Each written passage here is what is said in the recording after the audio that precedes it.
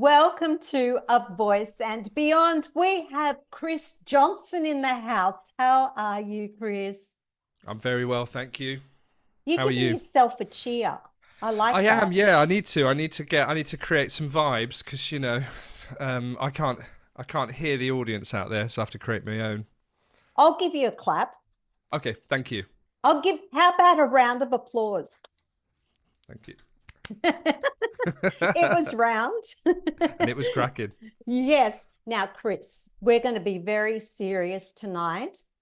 We have quite an episode that we've planned for the audience because we're going to be doing some myth busting. I mean, people are literally being bombarded with information at present. There's all the forums on social media, everyone has an opinion, and all the opinions are so different, so vast, so varied. And then you have YouTube, and my singers are often tempted to go and have a look on YouTube, and they come back with the most weird and wonderful things. And I go, what are you doing? Oh, I saw this on YouTube. And I'm Yeah, going, well, I don't really think that does anything, but if you think it does, knock yourself out. If you feel yeah, it helps, that's fine.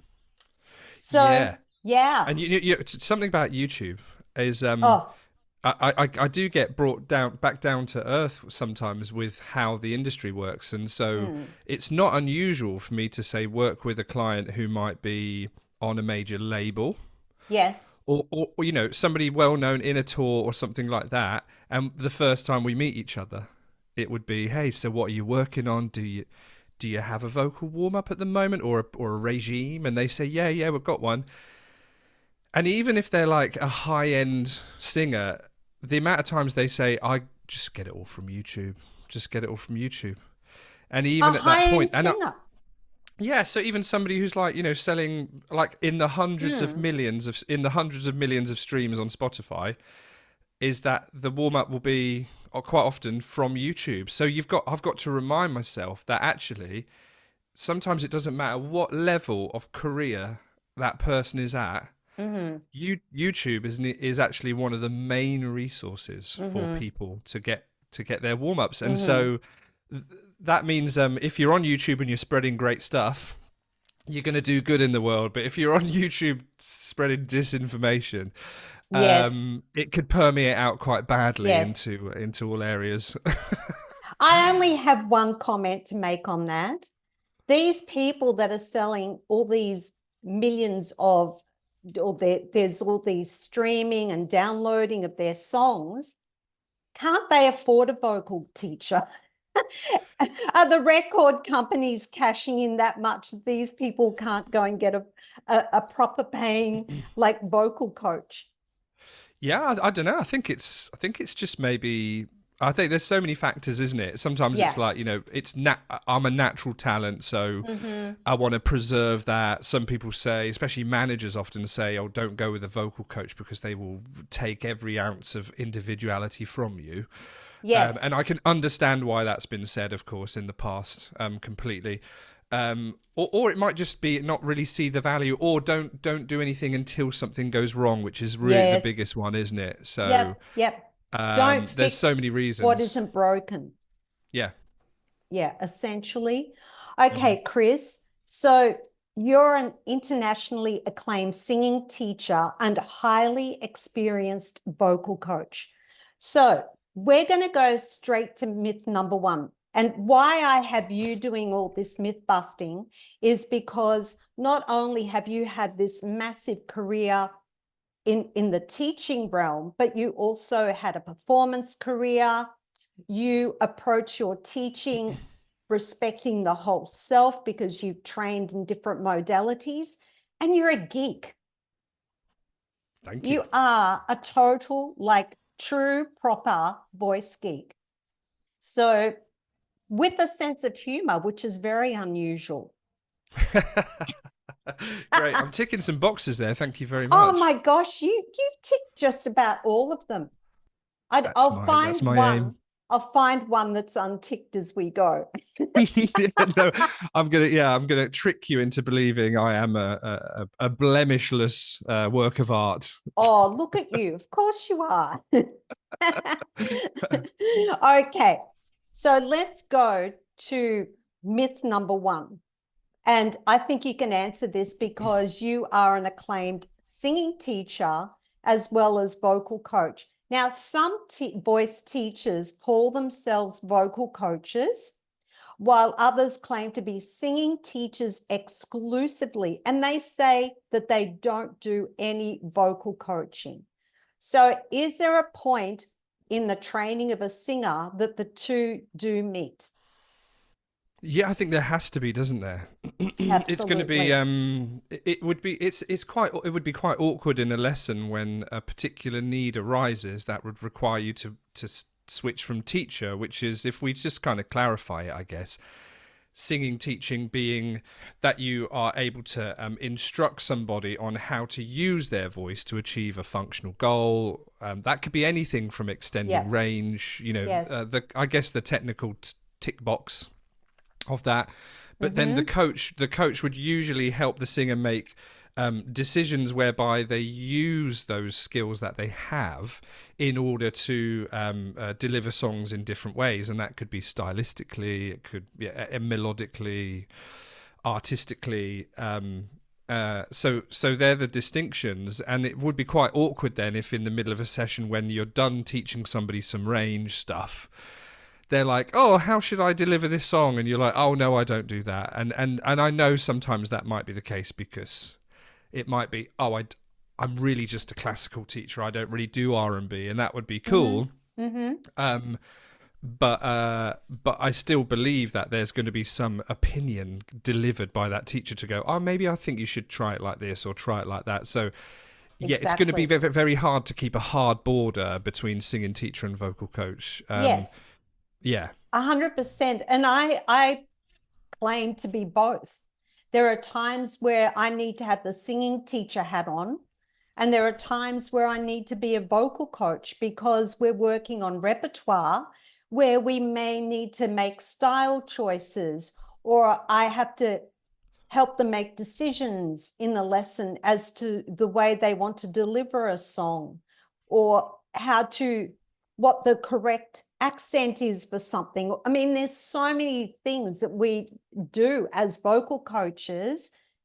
And sometimes the two do kind of marry up almost when you are working on repertoire, and you use the repertoire to teach them something functional, or you use the repertoire to do the technical training as well, which I do at times, to almost do a 2-in-1, to multitask without them realizing that I'm multitasking. I've got both hats on at the same time throughout that one song.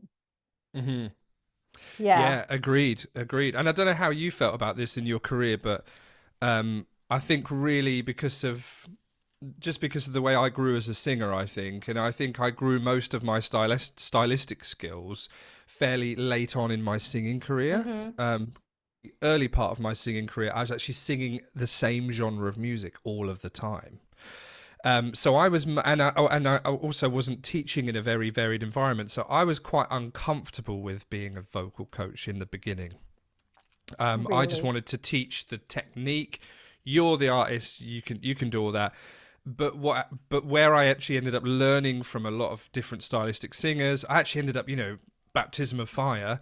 I ended up teaching a part of a diploma course where I had to teach style and improvisation.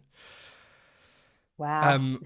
Ouch. Having really not really taught it in a structured way, but rather just delivered it as part of, like, oh, you're in a rock band this week as a function singer, so you got to sound rocky, you know all these bits and pieces, but teaching it in a Yes. more structured way. Yes. That was stress and anxiety inducing to do that for a year. But it didn't have to teach me a lot. I mean, oh my goodness, I learned a lot. And then I ended up actually singing different styles myself as people would ask me to do more varied things out of the band. Yes. from through musical theatre even to slightly more very poppy stuff, rock stuff, soul, which was I was always into. So I became much more comfortable with being a vocal coach over time, and learning pentatonic scales and musicality. Like, that's such a great tool to kind of dabble yourself into becoming more of a coach. Yes. And you just need to be able to know the scales. It's actually really it's really rewarding to show somebody how to navigate themselves around things like pentatonic and blues scales, and then create their own melodies. It's wonderful. And so I really actually started to enjoy the coaching. And when someone comes in with a song and says, oh, I'd love to figure out some new ways to do this, it's just so fun. I love it when people come in to say that. Yeah. Yes. You just get on the piano, start faffing around, few ideas, creativity starts flowing. Oh, it's so fun. Yes, I love that side of it. And I feel that I started out as a vocal coach because my career journey is different to most. I always say my career started when I was 5 years old, when I started listening to the music. And, coming from a migrant family, we were listening to Italian folk songs and arias. We had Mario Lanza playing. Then my brother belonged to a record club. So we would have pop, rock, blues, R&B, everything. And I was listening to this music on a daily basis. So my ear is really well attuned to all the style elements and every nuance in so many of these styles. And I feel really at home in that vocal coaching arena. And if something's not right in terms of style and delivery, it's like, because we do have to be authentic to style. You can improvise, but the bones have to be there. You have to respect the integrity of that music. Yeah. Oh, and I think that's a big subject, isn't it? I think I saw Brian Gill talk about that. It maybe even been on this podcast where he was talking. Yeah, where he's talking about, you can sing any style you want, and it's like that's not quite true. And I really resonated with what he said about that. Because at the end of the day, you have to live with something deeply for a long time. Yes. And it's fair enough, when, like, say in the world of musical theatre, when if you've been a musical theatre trained singer, but you have to sing in a bluesy style show, or then you have to sing in a poppy style show, yes, they can make bluesy and poppy style sounds, but blues and pop fans would still notice it as not really being blues or pop. They wouldn't buy it. No, they wouldn't buy it, and it's no offense. That, I mean, it's the job you're doing is good for the theatre, but it doesn't make you a blues singer. No, and that's the confusion I think people are having. Is like, yeah, I can do blues. I even saw on a forum one time, it was a classical singer who was saying, I'm comfortable with singing all styles, but then what it transpired was, well, yeah, of course I sound like Pavarotti when I do them, but I can still sing them all. And what they were doing was confusing singing the style with singing the pitches and the words. Yes. That doesn't make you. It doesn't make you a blues singer, or a rock singer. I can sing all the high notes, but they wanted to preserve their own sound, and they didn't realize that. Well, that doesn't mean you sing the genre then. It would be like me singing classical music and sounding like I'm a rock singer at heart and singing classical music. It doesn't work. I don't know what I'm doing. I can mimic the sound, but is it a good sound? Or the accepted, does it fall within the ideals of that bel canto, the Eurocentric Western classical sound? No, I sound weird. Absolutely weird. But no, I think, it's important that we have that sound, whatever sound we're teaching. It's almost like it has to be in our bodies. We do have to immerse ourselves in that music and continue to do so, because the landscape of music styles that fall in CCM especially is growing at a phenomenal rate. There's a new sub-style, there's styles coming out. I've heard of this bedroom pop, dark pop. There was another pop that came out the other day, and what is this? Like, do you guys just make this up, or is it a real thing? Yeah, no, I hear those, and pop is starting to catch up with rock as far as the amount of subgenres that are within it. Rock used to be like rock. There's so many little categories of rock or subgenres. But yeah, dream pop is another one that I work with people quite a bit. I think that was it. Yeah, that's been around for a while, actually. Yeah. So when the first one came in and said, "Oh, I sing dark pop," I said, "Oh, do you turn the lights out?" Then the next one came in and said, I sing what was that one? I sing bedroom pop. And I said, "Oh, have you tried the dining room?" Oh my goodness. And dream pop, I just want to say, maybe you want to try singing while you're awake. Do they look at you with a blank expression? No, my students get to know me quick smart. Okay, cool.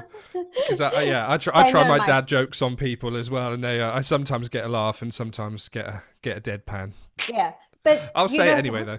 Exactly. You know what? We have to entertain people while we're teaching. Yeah. Yeah. Okay, let's go to myth number 2. Tension is bad. So, is there a time when it is good for us? Yes, absolutely. Okay. Yeah. Tension is part of the integrity of something, isn't it? And certainly as we are living beings full of tissue, fascia, all the things that hold us together, there's a tension balance that allows things to work optimally. So the problem with tension is, in the name of eradicating all feelings of any muscle effort at all, singers and coaches and advice that's out there on the internet would lead people to do exercises that just turn them basically into flaccid things, floppy, flaccid voices that have no interest or no dynamic. It's just and they try and sing with that, and the confusion out there is lost between sort of tension and tenseness, or I often make the distinction between tension and tenseness. Does it feel tense to the point? Tense is normally it's not comfortable, and it's inhibiting the movement of other things. It's putting a tenseness into the system rather than a tension, because at the end of the day, the vocal folds raise pitch by applying tension. That's how you raise pitch. The larynx needs to move up and down from muscles becoming active. Yes. And in rock singing, say, and really high range singing, singers go into what would look like hypertension, so a lot of tension in the muscles or activity, but it's a necessary hyperactivity, if you like, to achieve the goal. But if it's short-lived, and we have things like cool-down procedures whereby you can go all flaccid, right? It's nice to be able to go flaccid if you'd like to. Let's not carry on with that word too much. No, I don't want to be flaccid. Don't ever make me flaccid in my life. I know when we have conversations with singers, I only really need to say that word once before it just hits home. But yeah, having cool downs and ways to reset, is then necessary. Hyperfunction is then not a problem. And I think we should talk about things like sometimes the sport analogy is good, because at the end of the day, every sport has its impact. It has its necessary impacts, but every sport has its way to recover. Every sport has its treatments. Every sport has its injuries. And I don't think we can expect singers to go out into the wide variety of genres and stay completely within utter comfort the whole time. Yes. Everybody is going to be stretching the boundary at some point, and Mm-hmm. it's whether they know how to approach overstretching themselves in the right way, like not when you're wrecked from the day before. Right, you choose plan B on those days, but you know, Mm-hmm. if you're feeling really good and you know your voice has been great for a while, if you overstretch yourself a bit, it doesn't cost you so much. It's Yes. not that we have to worry.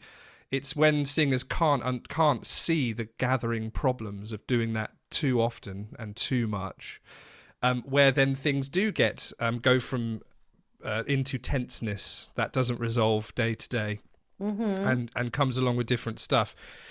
So I think it's important to make that distinction between tension and tenseness. Yes. So what about then when people blame tension for something going wrong with the sound? Or should I say the singer runs into problems? I'm trying to train myself out of saying words like right and wrong, good and bad. Mm-hmm. So what if a singer runs into some kind of challenge that is being caused by tenseness? Mm-hmm. Usually it's either tongue root, that's a big one, or some laryngeal stuff, or it could even be something going on with the upper body, like the Yeah. shoulders. Mm. When do we still want that to be flaccid?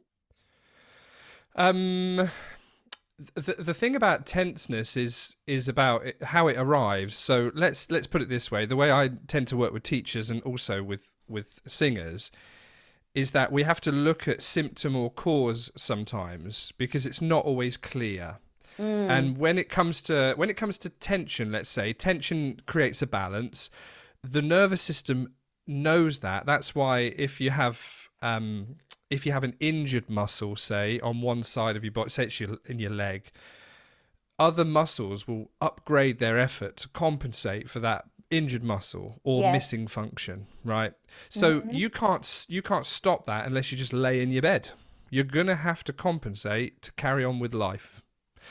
And if people are like, okay, I've got to get rid of the tenseness in that muscle, it's like, well, you can't until you're recovered from the injury, unless you just lay in your bed all day. Mm. And so singers are the same. Singers sometimes, let's say, they may have had some idea about singing that might not quite fit with their physiology. Let's say Mm-hmm. they don't really use their chest voice very much because it's Mm-hmm. a pain in the bum. So they use a lighter register, um, and use what you saying? No, sorry. I'm Australian. I have a wicked humor. You see that they don't use their chest voice because it's a pain in the bum, and I'm thinking that's not singing. Yeah, we're getting, That's yeah, a Chris, this is different very sound. convoluted. Okay, we can say close, a Yes, pain in the neck. That'll do yes, it. good, way A better. pain in the neck. But when somebody doesn't use some kind of important function, I think, to keep the voice stable and to involve the whole vocal mechanism in something that needs to be there, the nervous system picks up that slack, and it can add tension into the system from knee jerk constrictions and tightnesses. Yes. And singers can spend, and teachers as well, can spend years trying to get Mm-hmm. rid of this tenseness, Mm-hmm. not realizing it absolutely needs to be there Mm-hmm. for that singer to function. And so again, if we look at Wow. tension, if tension's looked at its basic, like on its basic level, that's tense, I need to relax it. It doesn't really acknowledge the reasons why that is there. And if it constantly returns, I implore people to look at the idea that tension or tenseness there looks like it's probably necessary because something else underlying for stability or function is missing, and that may be something that is physiological, something that is not necessarily chosen, or it could be conceptual, which is the singer Mm-hmm. has an idea of singing that actually creates an issue within their own Yes. voice. Yes. So yeah, when we get into tension and tenseness, we have to get into, is it a compensation or not for a conceptual or physiological issue? And Mm-hmm. that's why we Mm-hmm. can't just get rid of it. It's not a thing to just get rid of. It's a thing to Sometimes explore. Yes. And sometimes it can be a manipulation. There, Oh, how do you mean? well, I had a student that came to me. I'm still teaching her. She's in third year now, but she had a bleat. Her vibrato was really, really, really quick. She sounded like a lamb, like, but a lamb that was on steroids. Like, Right. and and I was trained that if someone has a very, very fast vibrato or a very slow vibrato, there's some sort of tension somewhere. So I was just trying to figure out how I was going to calm down this vibrato. And one day I was at the piano and I just got her to sing ga on a 5-note descending scale. So ga, ga, ga, ga, ga, right? No vibrato. And I turned around and I said, there's no vibrato. Oh, no, but I don't need to use vibrato. I said, why do you feel the need to use it in your singing? Oh, because it's not singing unless I have vibrato. And she Okay. was manipulating, and that manipulation, whatever she was doing to achieve a desired sound that she thought was a good sound, was creating the tension. I So love that. yeah, so I think sometimes, and I have another one at the moment when she does melismas, the veins are popping out, like the laryngeal tension, and get her to sing on a straight tone, it is very clear. So she is manipulating to create those melismas. So it's very interesting because she feels that she sounds amazing. Yeah, and that comes into something which is quite, I think, important. Is how the brain works in terms of making tasks easier. Like, if for someone to do melismas, parts of that they let of the nervous system patterns take over because they've sang that style and those patterns routinely. So there is some letting go and letting the nervous system take over the movement, just like we let the nervous system take over walking. It works on a predictive way. But if we have to move each leg as we go, obviously that would take ages. So riffs tend to be slower when people do that. Yes. And also they're more tense because you can't just let it run fluidly in its predictive kind of function in the nervous system. So it's like, I think that's really important to get people out of consciously managing every aspect of movement in their voice. Just like an ice skater lets go to momentum. You just have to let go and take momentum, and singers need to take momentum in the same way. I think they need to let go to the momentum of singing and see actually what forces they can't feel or control actually carry them quickly. It's like, it takes a lot of trust to do that. Yes. And it's like a dancer executing pirouettes. Sure, they have the preparation in the plie, but then once they're in that spin, you just let yourself go. I know my daughter used to be able to do 6. Wow. And she's down to 3 now, or 4. Right. But that's another example of just letting go. And I liked what you called it, managing. I call it manipulating. Right. Okay. But I like, what did you call it? Managing? Yeah, I just call it managing your voice, which is just not wonderful. But if you learn something brand new, you do go into management mode. And then you experience it a couple of times, and then you gradually have to start letting it go to, okay, once you've experienced it a few times and in different ways, you can build the brain's ability to predict the outcome of when you next do it. Your brain knows it. And if there's a prediction and there's an experience of it, and especially in different environments, you've done it on stage, you've done it in the practice room, you've done it whilst moving and standing still, you've done it whilst whiny or woofy or some other way, you build that prediction engine, and then you can let go of managing because prediction takes over, which is really, really cool. And that, so you do have to sometimes switch to management mode when things are tricky, but we need ways to, but singers often never get out of it. They control it, stay with control, and then they live like that forever. And then they always come to me with limitations that are usually quite similar. Yes. Okay. We're going to move on to myth number 3, which is shouting is unhealthy. Okay. So I'm just going to start here with, I mean, one of the main reasons children have nodules is because they're shouting in the playground. So is there then an age different?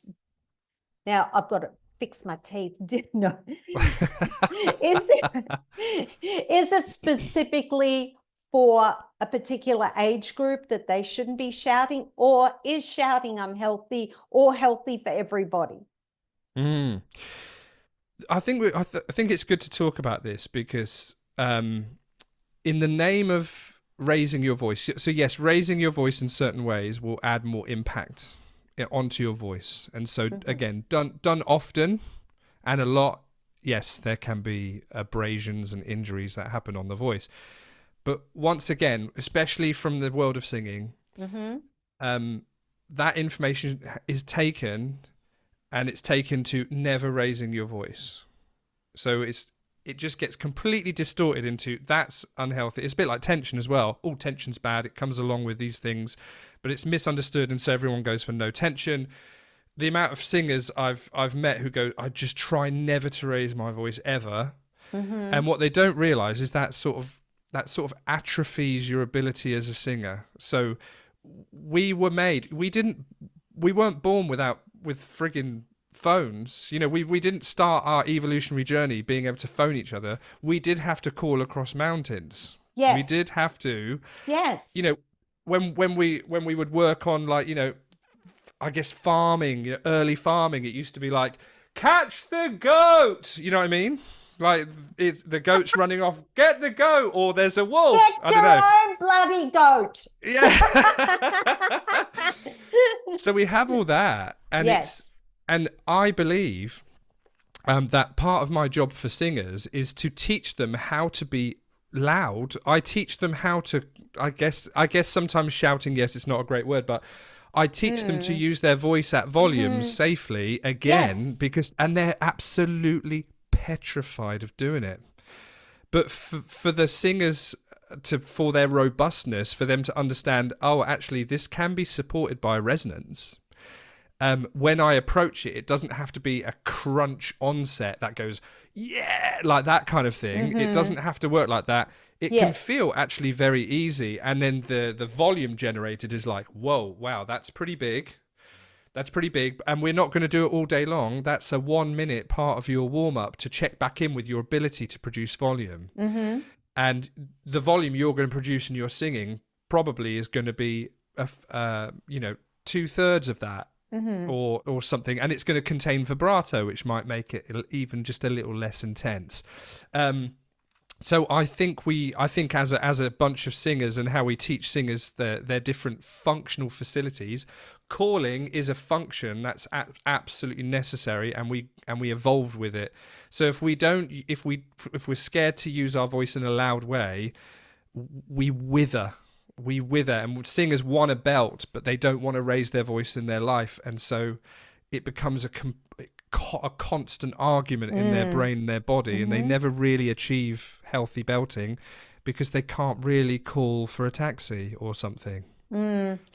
What I've found really interesting, sometimes it can be associated with culture. Yeah. For example, I come from an Italian family, so we all had to raise our voices to be heard, you know, and plus two, we use the full range of the voice.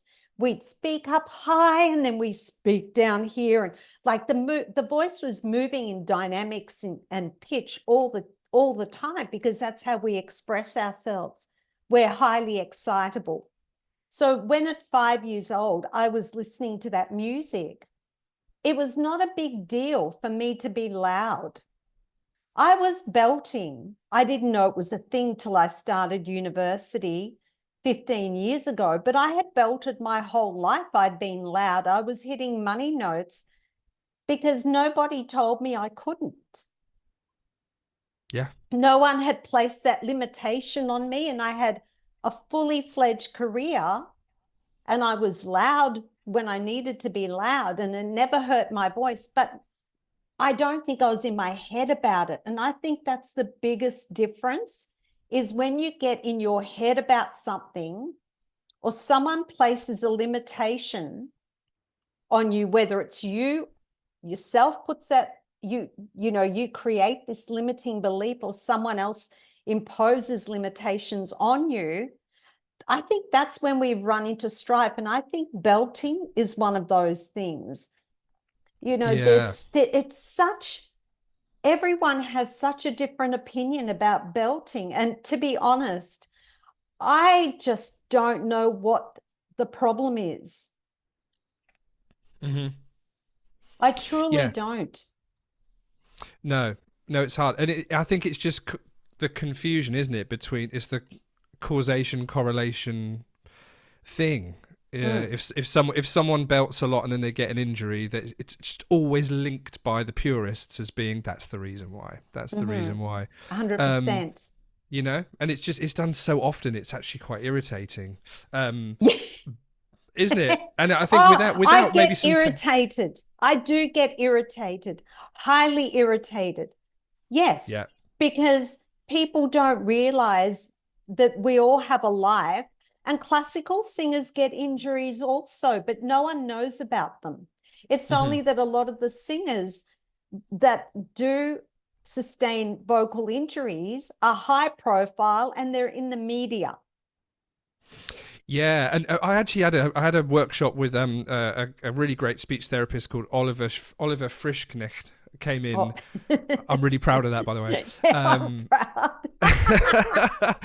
He came in and he actually led with Jonas Kaufmann. Is he a baritone? I think a really really good opera singer, one of the most famous I think in recent times. And he's had two rather notable vocal meltdowns, and one of them was he was singing with Wagnerian singers who are well known for being incredibly loud. They were the first bunch of sort of singers, I think, to be able to sing so strong that they could sing over the newly 65-piece orchestra or whatever, because orchestras just grew and grew and grew over the whatever century it was. The orchestras got bigger and more grand, so the singers had to get more and more robust to just even handle it.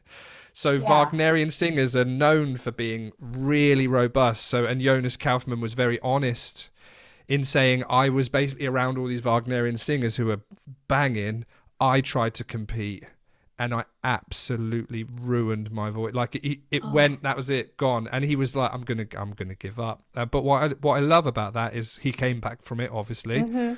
But he was so open with it. He was so cool. He really let that whole stigma sort of come down a little bit about classical, and even the most revered singers now they get it, and they get it in situations that we all do. I'm impressed by them. I'm trying to compete with them. I'll try and sing like them. Oh no, that's not what my voice is. Exactly. Yeah. Imagine how many goats a Wagnerian singer could get. Yeah, yeah. They were shepherds in a previous life. They would have so many goats, there'd be no goats left. That is that'll be our thing for today, for this week. Yeah, we're going to do the get the goat exercise. Will be just 1 minute, okay? Can we create a get the goat exercise by the end of this? When it's not the vibrato singer again, is it? Because this could go wrong again. Yeah, I love it. Yeah. And okay, so let's visit the other end of the spectrum then. What about whispering? Well, whispering, I think whispering can be quite challenging, of course, on the voice, because whispering is one of those things that obviously has a very low volume and a very a great difficulty carrying over noise. Mm-hmm. So the problem with whispering is that if you were to do it, say, quite a lot, the amount of sort of hyperfunction that can put in the voice, like when people whisper, they often have to do it like really high.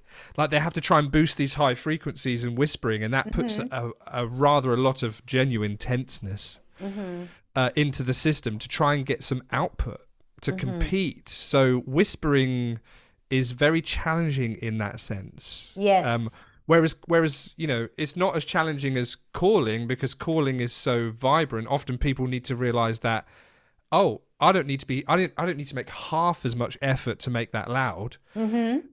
There is no opportunity to do that in whispering. You have to make it very high effort to make it work constantly. So that's why I think whispering is sort of more silently dangerous, you know, in that sense. And I associate whispering almost with breathiness.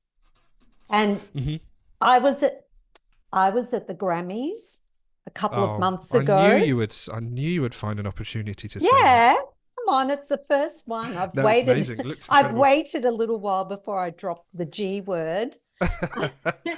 So the person I could not listen to was Billie Eilish. Right. Because I understand that the song that she sang in the Barbie movie was written at a point in the movie where Barbie was showing all her vulnerabilities, and that breathiness was for impact and to portray where the character was at right in that moment in time. But I was thinking to myself, and I was sitting with another singing teacher who works with high-end, high-profile singers. I was thinking, how sustainable is that? Surely she doesn't sing like that on tour.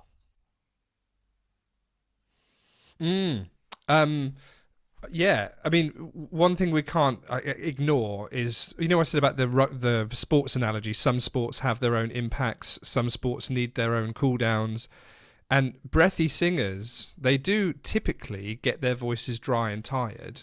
And like you've just sort of hinted at there, is that when you're on a heavy schedule, let's say you're on a tour, and the thing about Billie Eilish being on tour is her sound in her ear will be absolutely fantastic, unbelievable. So her ability to not over push her voice, I guess, on tour in that breathy way, it will be great, because then the sound crew will make it sound incredible. Yes. But if you take that breathy singer and you put them in the open mic night with no monitors, terrible sound, a sound crew or person that doesn't give a shit, and really loud drummer, they struggle so bad.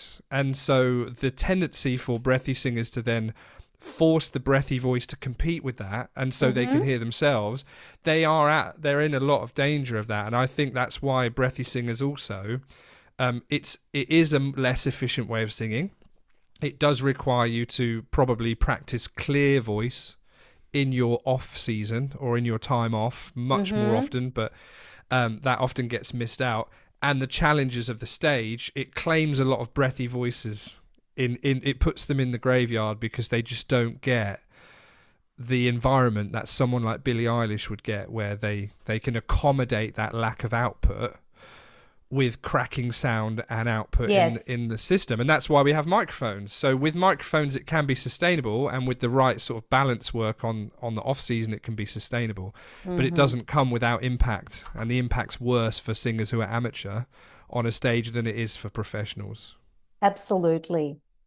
All right, myth number 4. Singing starts with the breath. It all starts with the breath. Of course it does. Yeah, I know. That is the argument, isn't it? It can breathing. Well, you can't sing without a breath coming through it, so it would be understandable why we could say everything starts with the breath. But in the nervous system, it can be a very different story, can't it? It's in the way that the nervous system fires. It starts with the voice. Well, it It's doesn't it, isn't it a neuromuscular activity? So it starts at the at thought, conception. Yeah, it and starts at then that conception. fires everything else. Yeah, of which it fires the vocal folds coming Mm, together and stretching to the pitch first in the order, before the in the breath. hierarchy. Yeah, which sort of reinforces that the breath is there to calibrate Mm-hmm. itself around the valve, around the register. So the register is very important. The valve is very important, and the breath. Yes, we take it in first in Mm-hmm. preparation for this to happen, Mm-hmm. but really the configuration of the voice is higher in the priority or higher in the order of events in the nervous system than the breathing is. So the breath begins and then calibrates itself quickly around what's going on at the vocal fold level. So the breath is actually sort of saying to the vocal folds, what do you need? You know, you're first. What do you need? What can I give you? And if we think of it like that, that's why it's probably good to call it support in that way, because support means you're not the main event. Mm-hmm. You're there to make sure the main event can happen, and so and Mm-hmm. that would say then in the hierarchy of things you're probably not first. Yes. And that's why Interesting. singers can, yeah, I think that's why it's cool, isn't Interesting. it? Yeah. Yeah. Yeah, that is cool. See, I didn't know that. Should I have uh, known that? Am I a bad teacher? no, but I mean I've been drawn attention by Heidi Moss, who's a great teacher. Yeah, she's my She buddy. I stayed Oh at her cool. house not so long ago in Oh Napa cool, she Valley. did in San Yeah, Francisco. yeah. Yeah. So yeah, she posts she posted quite some time ago now some research. Oh, I think it was Edward Chang is the researcher, but it just reinforces the sort of the hierarchy of events that go into making or vocalizing, and so they see the firing of the nerves and everything else that are associated with the closure of the vocal folds and in setting the length and tension, and also along with the articulators in the Yes, same part of the brain. So it's like yes. the larynx and the articulators, they all set in position a bit earlier than breath, and then breath comes just shortly afterwards. So Very we interesting. that sort of reinforces why some schools are thought are like, okay, yes, a continuous breath or a consistent breath can create a Mm-hmm. consistent or continuous tone. That's cool.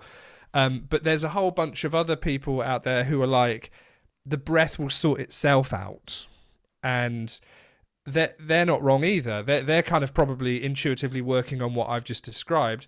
But then there are physiological, cultural, postural, health, any challenge you can imagine. That means that singers can't just live in one camp or the other. Occasionally, we just have to help someone alter their breath pattern. Yes, And sometimes we just have to help them alter their voicing pattern, and the breath calibrates itself perfectly around it. If we can't step into one side or the other for singers, then mm, we're unable to help the greatest amount of people. So I think mm-hmm. we can acknowledge what the nervous system likes to do, but then we have to acknowledge what stops the body from carrying it out is the other problem that we face. Yes. So when we have a breathy onset, because obviously this calibration is the thing that is the start of phonation. So this is all going on before we've made sound. And so when you have someone that has a breathy onset, which means the breath has kicked in before the sound, as everyone knows, what has misfired there? Is it a misfire? Quite often it's conceptual. That's turned itself into a habit, Mm-hmm. and habit has become subconscious. So or it might not have even been chosen in the beginning. It might have been emulated from artists, and then it becomes a pattern. And one of the greatest lines that I've heard a teacher say is Robert Sassouma, and I always say this line is, you don't have to think to get into a pattern, but you have to think to get out of one. Oh, 100%. And that's as such when it comes to breathy onsets, or any kind of vocal problem. It's like, I know you didn't choose this. This is a real pain in the bum, but you're gonna have to choose to get out of it. And so it feels like, I didn't do this. Why do I have to choose to get out of it? It's a bit like that, but that's just the way it is. So when it comes to breathy onsets, if they are uncontrollable and unwanted, then you do get back into consciously applying Mm. what would be the closure and I train singers Yes. in something called foundational tone. So foundational tone for me is actually the union of breath and voice at that moment. And so many singers who have trouble with their chest voice specifically is Mm. quite often when they're trying to come into chest voice. What some singers are, they come in quite deep like this, and it makes the vocal folds quite loose, and you tend to get a lot of air coming through that as well. So that's a conceptual problem with thinking that chest voice equals depth, which it doesn't. Chest voice's main characteristic is actually brightness, but singers, they so often misconceive that and end up going for this part of it, which they see as chest. But that part of it is actually one of the more overwhelming parts of the tone in head voice, is a lot of low frequency EQ, if you like. So I tend to use something like, we practice those little glottal strokes Oh, where the vocal really? cords come together just Yeah. lightly, Yes. and then and they're so soft that they can be sort of not quite glottal and hard, but still firm in a way that brings the vocal cords together. And when we can get then singers can eradicate that.